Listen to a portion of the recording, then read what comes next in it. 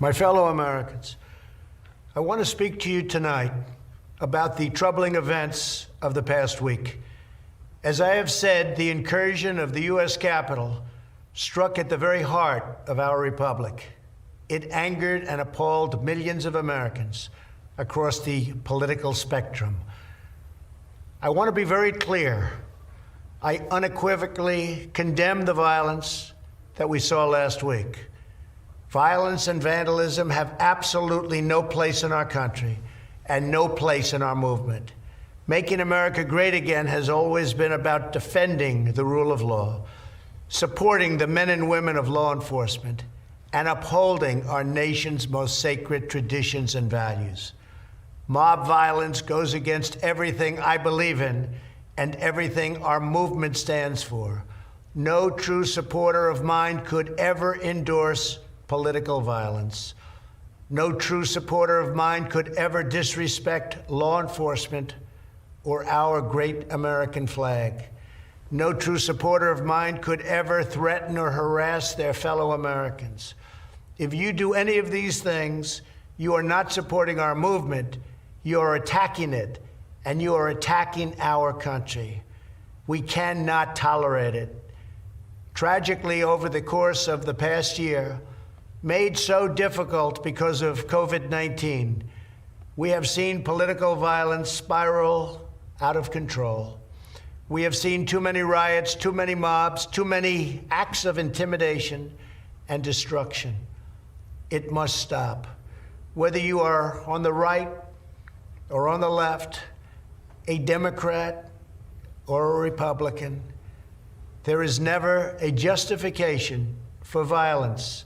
No excuses, no exceptions. America is a nation of laws.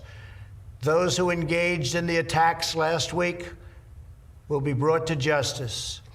Now I am asking everyone who has ever believed in our agenda to be thinking of ways to ease tensions, calm tempers, and help to promote peace in our country. There has been reporting that additional demonstrations are being planned in the coming days, both here in Washington and across the country. I have been briefed by the U.S. Secret Service on the potential threats. Every American deserves to have their voice heard in a respectful and peaceful way. That is your First Amendment right.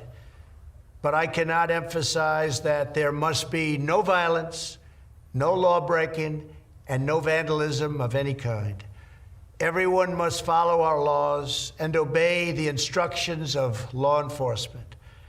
I have directed federal agencies to use all necessary resources to maintain order. In Washington, D.C., we are bringing in thousands of National Guard members to secure the city and ensure that a transition can occur safely and without incident. Like all of you, I was shocked and deeply saddened by the calamity at the Capitol last week. I want to thank the hundreds of millions of incredible American citizens who have responded to this moment with calm, moderation, and grace. We will get through this challenge just like we always do. I also want to say a few words about the unprecedented assault on free speech we have seen in recent days. These are tense and difficult times. The efforts to censor, cancel, and blacklist our fellow citizens are wrong, and they are dangerous. What is needed now is for us to listen to one another, not to silence one another. All of us can choose by our actions to rise above the rancor and find common ground and shared purpose.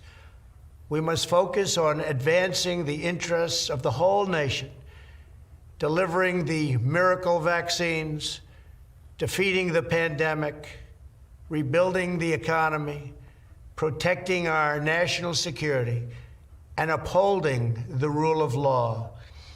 Today, I am calling on all Americans to overcome the passions of the moment and join together as one American people. let us choose to move forward united for the good of our families, our communities, and our country. Thank you. God bless you.